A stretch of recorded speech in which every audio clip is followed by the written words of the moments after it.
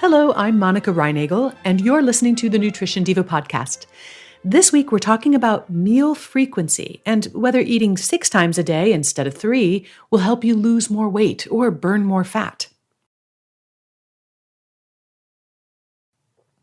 A lot of people believe that eating more frequently boosts your metabolism. I debunked this in the first year of the Nutrition Diva podcast, which was, can you believe it, 10 years ago. The research that I reviewed back in 2008 for my episode on metabolism myths simply did not support the notion that you could burn more calories by dividing your daily intake into smaller, more frequent meals. But our understanding of human nutrition is constantly evolving, and it's always worth revisiting these stances in light of newer evidence. In his book, The Abs Diet, David Zinchenko claims that eating 6 meals a day will help you reveal that six-pack that you'd like to flaunt. Due to inflation, we do now strive for an 8-pack, but back then an abdominal 6-pack was considered sufficient. You have to eat more if you want to lose more, he writes in the book, and there's science to support the fact that more meals work. And then he goes on to cite 2 specific studies to prove that eating more frequently will help you burn more fat. One of these studies, which is from the year 2000, involved nationally ranked 15-year-old gymnasts and 26-year-old runners, all of whom were female. The study didn't actually look at how often the women ate. Instead, it was looking at the difference between calories consumed and calories burned on an hourly basis throughout the day. And they found that the athletes who replaced the calories they burned more quickly had less body fat than those who waited longer. Now remember, these were world-class athletes. Their body fat percentages were all very low to begin with. So the change in body fat was the difference between very low and very, very low. What this study really shows is that when you're training at the level of a world-class athlete, you don't want to delay your post-workout recovery meals. I'm not really sure, though, how relevant this is to Zinchenko's audience. The other study he cites, which is from 1996, involved 12 boxers who were put on extremely low-calorie diets, just 1,200 calories a day, for 2 weeks. Boxers will often crash diet before events in order to qualify for certain weight classes. In this study, 6 of these boxers divided those 1,200 calories into just 2 meals, and the other 6 ate the same number of calories but divided into 6 meals. Both groups lost a bunch of weight, and, not surprisingly, they also lost a significant amount of lean muscle. That's what happens when you lose weight too quickly.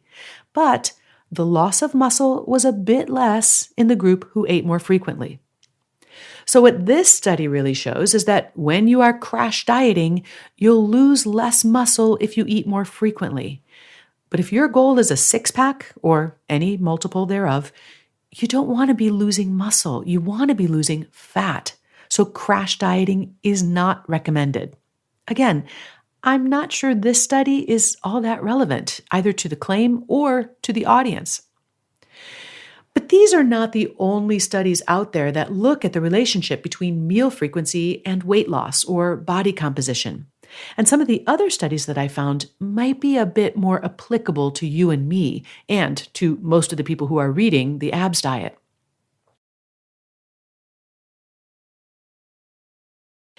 In 2017, researchers analyzed data on more than 50,000 adults, both men and women.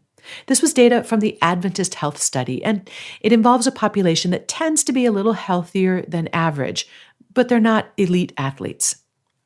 These subjects are also what we call free living. That means that their meals are not being provided by researchers and they're not living in a research lab. They're living in their homes, working at their jobs, cooking their own food, raising their families, and so on, kind of like you and me. And the researchers found that the people who ate more than 3 times a day weighed more than those who ate less frequently. This isn't that surprising because other research has shown that those who eat the most frequently also tend to consume the most calories. Unfortunately, when people embrace this idea of eating 6 small meals a day, all too often they overlook the small part of the equation. We can also find some studies which seem to support the idea that eating more frequently might help with weight loss. For example, eating more frequently has been shown to improve appetite control, and that might help people avoid overeating. But that's not the same thing as revving up your fat-burning metabolism. It's just a way of managing your behavior.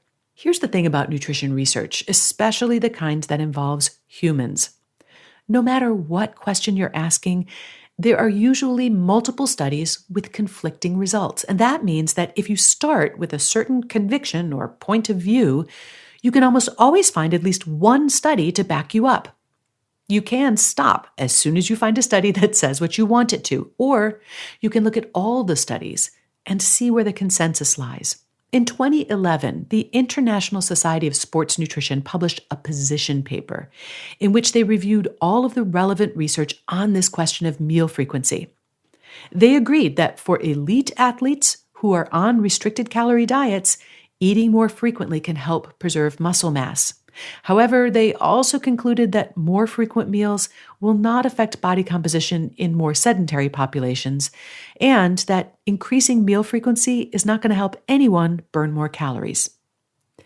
And then a few years later, in 2014, Professor Ashima Kant looked at 16 different studies on meal frequency, and she published her analysis in the journal Advances in Nutrition. And here's what she had to say. Frequent eating is associated with higher energy intake, and yet beliefs about the possible beneficial effect of higher eating frequency for managing body weight persist. Overall, the findings suggest that beliefs about the role of higher eating frequency in adult weight management are not supported by the evidence. Over the last 10 years and longer, I've taken a lot of stances on various aspects of nutrition, informed by whatever research was available at that time. And sometimes newer research prompts me to change my position. But in this case, I'm sticking with what I said 10 years ago. If eating smaller, more frequent meals helps you manage your appetite better and allows you to make better choices, go for it. But eating more frequently, in and of itself, is unlikely to have a measurable effect on your metabolism or on your abdominal fat. And if you do favor more frequent meals, be careful that eating more frequently doesn't lead you to eat more than you need. You'll find a transcript of today's show along with links to all of those research studies that I mentioned at nutritiondiva.quickanddirtytips.com. And I'd love to hear what you have to say about whether or not eating more frequently helps you eat healthier. Come find me on the Nutrition Diva Facebook page. And if you have nutrition questions, you can post them for me there or catch one of my live Q&A sessions. They happen on Friday afternoons via Facebook Live. Thanks so much for listening. Have a great week, and remember to eat something good for me.